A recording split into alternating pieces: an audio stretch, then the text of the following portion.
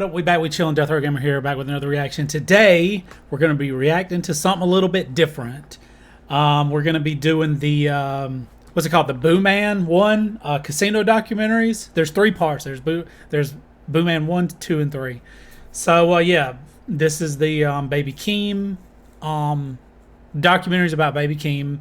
And I'm going to be doing the album, but before I do the album, I'm doing the documentaries to get a little bit of context. So I'm excited. This is something that you guys have requested a couple of different times, and I finally had someone that was on Patreon was like, here, take my money, just do it right now. So, I mean, we're doing it right now. So, I'm excited because I did react to the Circus Freestyle, I think that's what it's called. And it was really good. It was really good. So, yeah, we're going to be doing the documentary. So, I'm trying to think if there's anything else I want to say going into this, but I don't think so. I don't think so. So, yeah, let's just hop right in. So this the diary of 𝘗𝘮𝘯𝘕. So y'all better get it right. Picture a girl as beautiful as this, making everybody dizzy as they see this. A filmmaker step into the scene, ain't worry about nothing, but all eyes is on me. See what I'm saying? I grew up around here in Long Beach, where actually Gardena, born and raised out here. Well, I'm lying to y'all. I was born and raised in Chicago, and then the rest of my life, I spent my days out here in California. Seeing back of me, that's my nephew. You know what I'm saying? Get a picture of him. But that's the little G right there. You see what I'm saying? That's the G. I love her energy. I like that so much. She seems so full of life. Like, she must have been really fun. I mean, I don't know why I'm saying that like she's not with us anymore. I don't know. She seems like a really fun person. Booman. Hey, Booman. Turn him around, BJ. Booman. Look at me. Boo. Hey, my name is 𝘗𝘮𝘯𝘕, but everyone in the family called me Connie, and I am Hakeem's auntie. You know what? My family, we have so many girls. My grandmother has 10 daughters and 4. There's something that I was going to point out. So, I did Mother Eye Sober this morning, and they referenced Hakeem in there, and I haven't released it yet. But I couldn't figure out who that was, and it didn't dawn on me until right when I went to get set up for this that, oh, it's Baby Keem. His name's Hakeem. Okay. Got it. So, yeah. So if y'all haven't watched, I'm sure that if y'all are watching this, y'all have been watching my Kendrick reactions, but if you haven't, go watch them. Just do it. I've done like almost all of the albums. So anyways, let's keep going. Sons. And my mother, she has 2 sons and 5 daughters. So we always having girls in the family. So my mother was like an advocate for like boys. Like, I need a boy. We need a boy. So we was excited to have a boy. Hakeem, you in 6 months? Yeah. We moved to Long Beach when Hakeem's mother, Janice, she moved to Long Beach. Look at that big ass TV, y'all. Do y'all remember this? God, I remember these things. We had one of the ones that were like, I think it was more like this one I noticed over here on the side. We had one kind of like this one. Actually, we had this same setup because the one broke, and then we had to get a new one, and we just used the old one as like the shelf for the new one. Well, you know, it actually didn't break. This is the thing. I remember I got a Nintendo 64, and you couldn't hook it up to that monster that was fucking sitting on the ground. So my grandma got me, like, it was like the day after Christmas, I think we went to Sears. And we got like a little regular TV that way I could hook up the aux cables and play my Nintendo 64. To Long Beach when Hakeem's mother, Janice, she moved to Long Beach.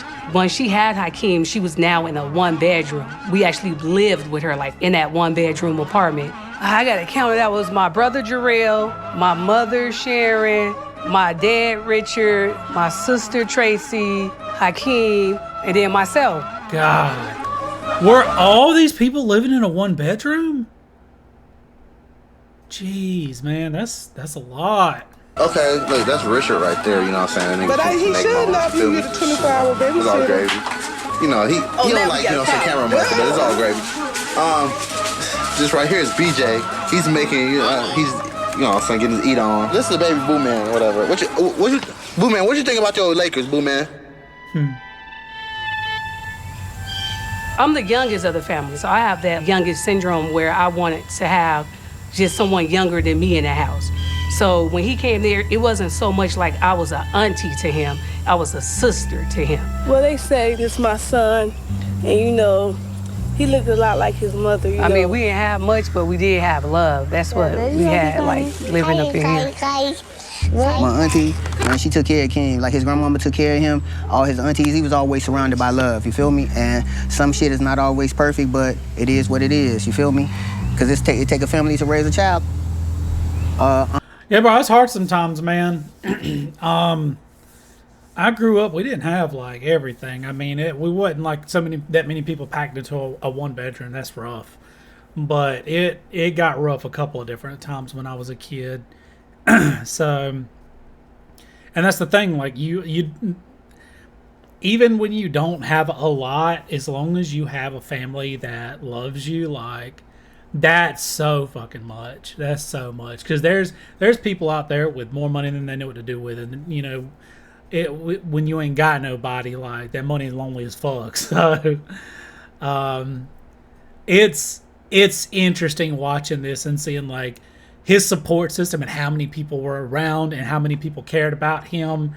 Like, old dude was a little baby, and I mean, I heard about 3 different people say, "Oh, Boo Man," like they were just, oh god, so fucking cute. I love it. I love it. I'm 𝘯𝘰𝘯𝘬𝘳. My cousin is Baby King. Janice, his mom, is my first cousin. We got the same grandma. We came, you know what I'm saying? They came out the same coochie. Man, we all grew up together. Yes, right. The LBC days was crazy. It was fighting, it was shooting going on, you know what I'm saying? Wars. You fuck around and go outside and get shot, hit by a car, bit by a dog. I mean, everything go down in Long Beach, goddamn it. It's shit. Hey, let me see what's up. What's up? Y'all damn fine. Y'all good shit. You know, put off man. Oh yeah, this how we do it. That's how we do it in the shot. Exactly. The music they keep playing, I don't know if this is like his, like stuff that's in his songs or not. I was gonna get y'all to let me know, but I'm gonna find out, I think. I like the different, like even at the very, very beginning when I first pressed play, there was like a little thing that played. We're doing do do do do. But there's different parts throughout. It's also interesting because I don't know how old Baby Keem is. Let me look. I don't know their ages. I feel like they're, let's see. Okay. He's only 25. Wait, this was in like I thought this was like the mid 90s-ish. This was like the early 2000s. Let's see how old Kendrick is. 39. Okay. Me and Kendrick's just a little bit older than me. He was born in 87. I was born in 88. Okay. Damn. Okay. And then this dude was born.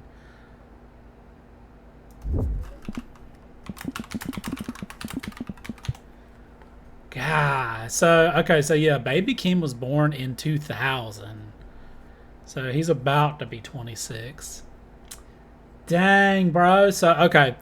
I was watching a lot of this assuming this was like the mid-ish 90s, but it's the early 2000s because, I mean, he was 6 months, so this would have literally been 2000. Okay. And it's weird seeing all this because, here, let me unhide.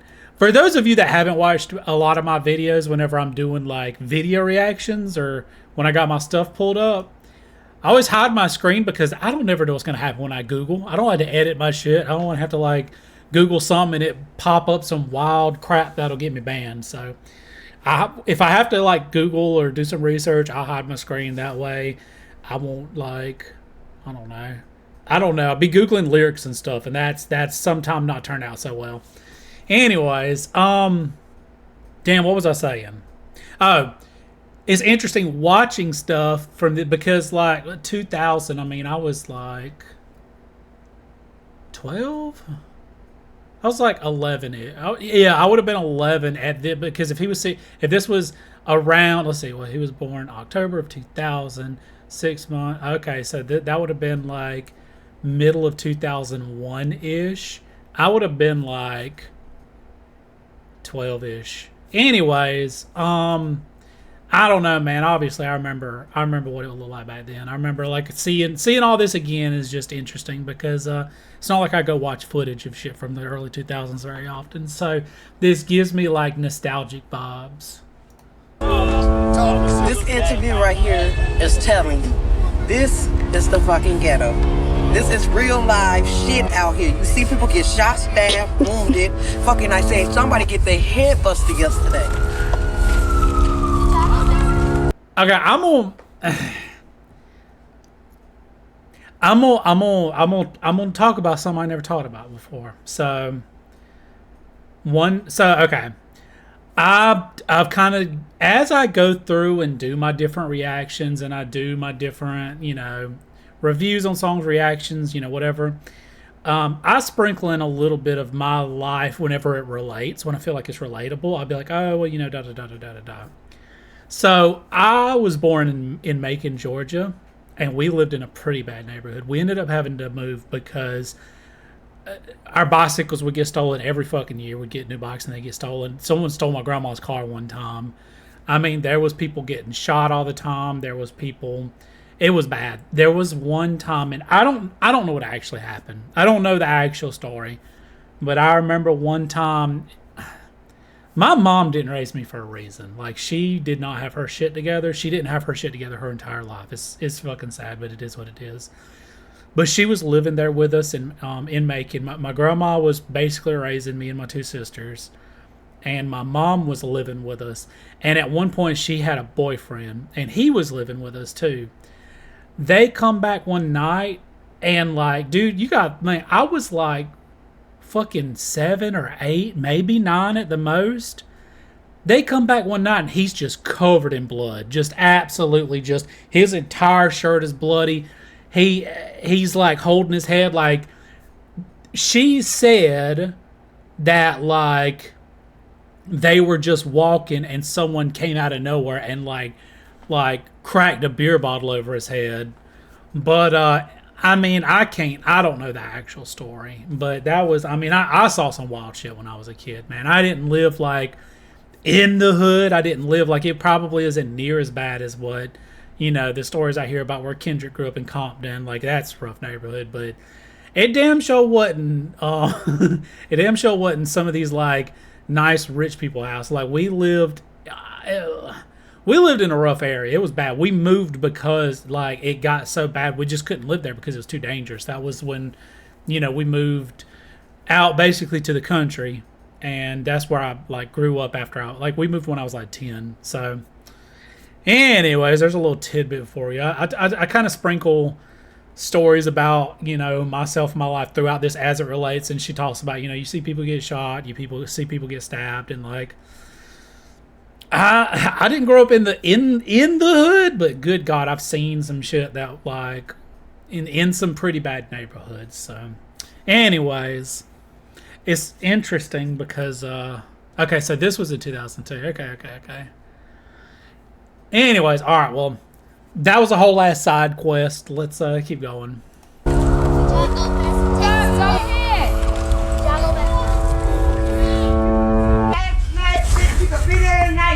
Long Beach at the time, the area that we were living in, it was very poor, and the apartments, we lived in a 4-unit apartment, and it was with older guys living there with no kids. We were probably like the only family with kids.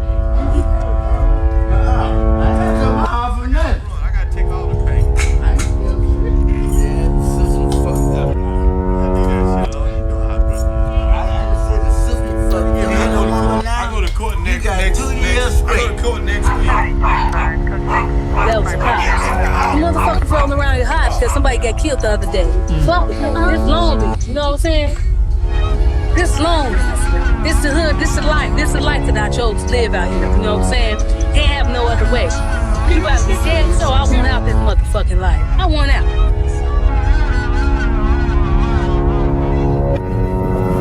I'm glad that she wanted that. Oh, God.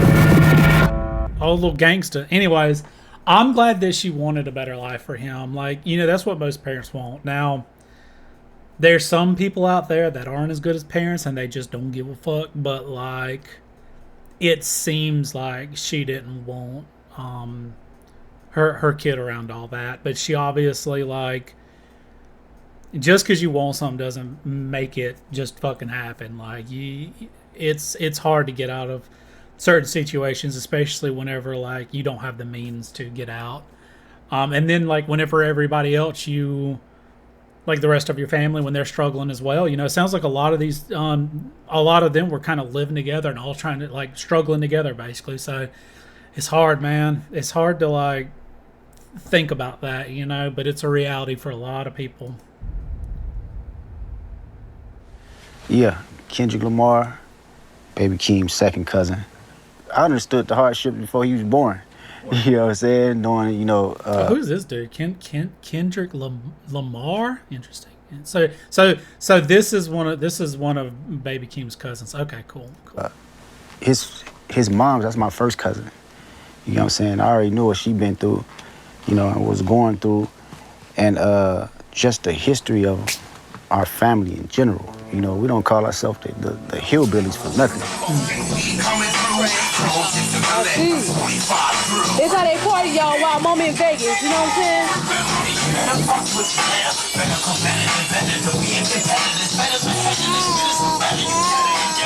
Section 8, welfare, general relief, AFDC. You know, this is a story of, like, a warfare environment and a warfare psychologically to, like, trying to change our generational curses, right? I'll keep my semen if I'm in this bitch and I'm ready to crash. All right, I'm gonna back it up just here because I don't want to miss the song. It's interesting because, again, like, I listened to Mother I Sober this morning and he's talking about the generational curse. So it's an interesting, like, things that are kind of tying in with me just randomly having listened to that this morning. So he talked about the generational curse. That song was, God, that song was hard to get through. There's some heavy stuff. Obviously, this is pretty heavy too because they talk about a lot of real stuff, man. It's a struggle. Like, we had food stamps. I mean, shit, we still, like, I guess we still technically. I don't get them because my kid's mom is getting them to kind of help supplement since I don't make quite enough money. But we still doing the whole food stamp thing for now. But we grew up, my grandma raised me and my two sisters, and we was on food stamps then. We was living off of her Social Security check. And it's crazy because, like, I think back on it, because I'm an adult now. Whenever you're a kid and you live in a certain situation, like, that's your reality and that's all you know. You don't have anything to compare that to. You don't have any life experience to compare that to. And I know you guys have heard me bring up, like, that my grandma raised me. I don't know if I've ever talked about how fucking old she was. My grandma was in her late 70s raising, like, 3 children. Like, she was like, whenever I was in high school, she was, like, almost in her mid 80s. That's fucking insane, dude. I'll be 38 in a couple of months, and I got 2 kids, and I can barely fucking, like, deal with that stress. Like, me looking back and, like, thinking about that it's tough sometimes. It's something that I struggle with. Like, I don't know. Life's fucking hard sometimes, but you just got to do your best. And obviously I see these motherfuckers pulled themselves straight up out of hard times, and they're out there, like, you know, making shit happen. And I love it. Curses, right? I'll keep my semen if I'm in this bitch and I'm ready to crash out. I'm holding resentment. My mama's so petty, she left me in back of the stash house. I packed out the building. If you at the show, then that mean that you ready to black out. That mean that it's too late to back out. The cameras is all about to act now. Walking in the party, I don't feel no party. What the fuck? Powered up, who gon' stop me? Turn down the doubles on what the fuck. Bus and I'm what up? What the fuck powered up? Yeah, turn those down. Walking in the party, I don't feel no party. What the fuck? All right, let's get freaky with it. Give me top of my verse real quick. top of the second verse. Take the first note of the piano down. It's interesting watch. You know what? I'd love to watch a fucking documentary of just Kendrick building a song. Just one song is all I want.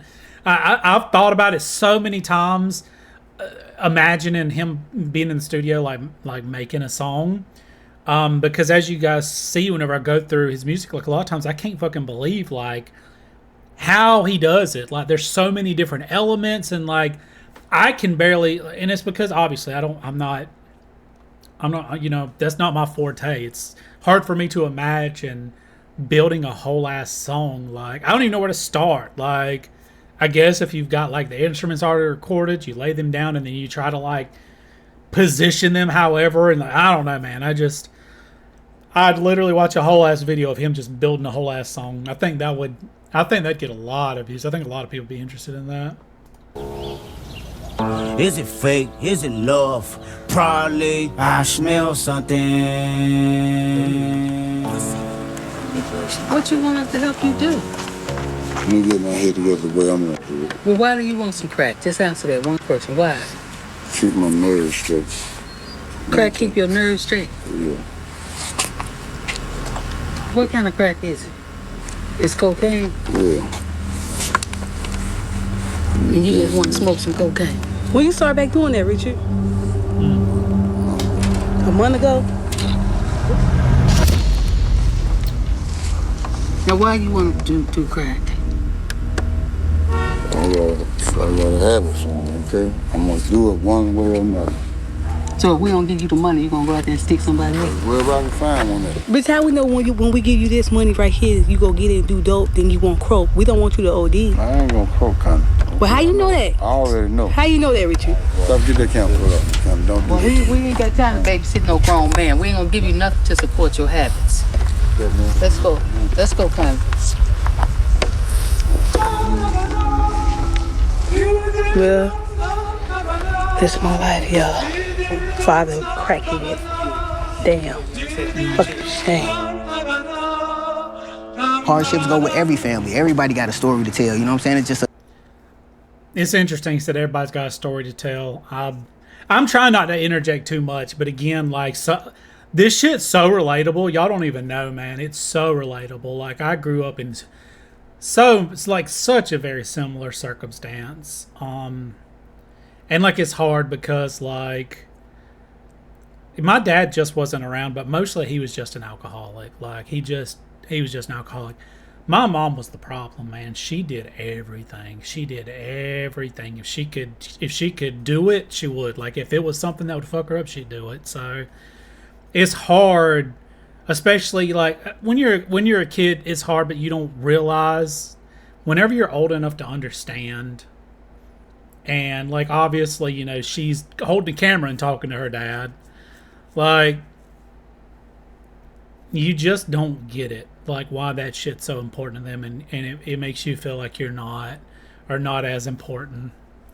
It's rough, man.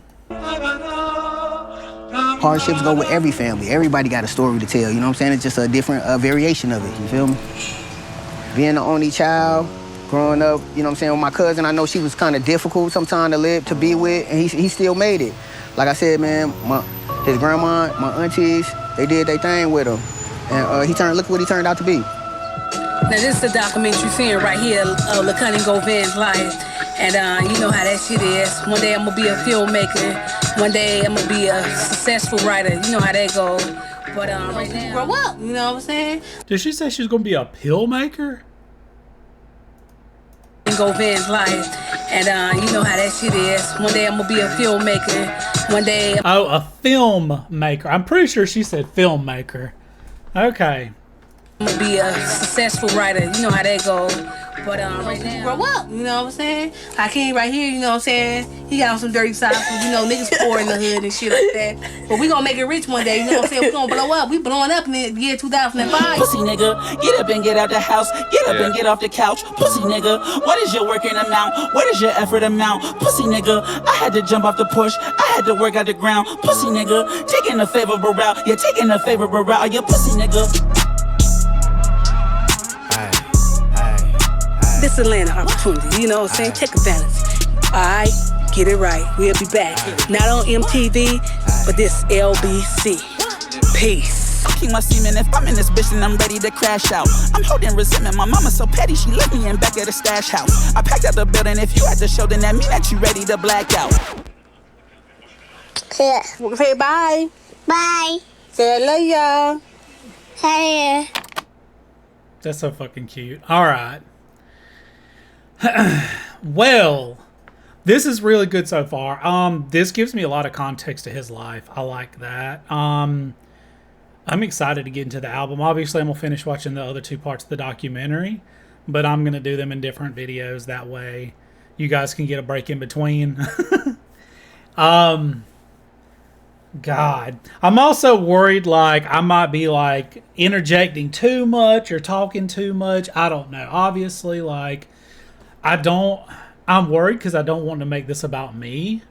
I'm trying to express, I guess, how I feel for him, because there's so many things that he's lived through that feels relatable, and it's interesting.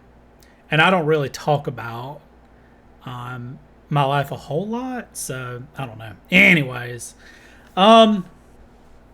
do I have anything else to say about this? I'm curious, like, about his mom. She seems really cool. She seems fun to be around. She has, like, you know, these big dreams, and I love that. Obviously, we know how the story ends for him. He's, you know, really successful now, which is amazing. But yeah, I don't know. I'm gonna wrap this one up here. I'm gonna try to like do a couple other parts. I'm just gonna take a break. Then I'm gonna try to record either both of the other ones tonight, or at least one of the other ones tonight. And I got some other stuff I'm gonna be trying to work on. But yeah, so let me know what you guys think so far. I mean, I feel like there's a lot of us that are out there in the struggle together. So if you want to talk about it, let's talk about it. If you don't, that's fine.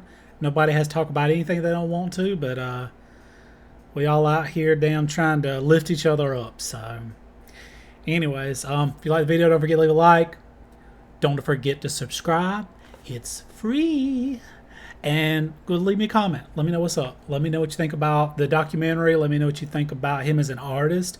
Like, I've only heard the one song, so I don't know quite, you know, what his stuff's going to sound like just yet. I feel like some of the songs that's playing throughout are going to be his stuff. So, yeah, let me know what y'all, if y'all like him as an artist. Yeah, just talk to me in the comments. I'll reply. But I'll see you guys in the next one. Peace.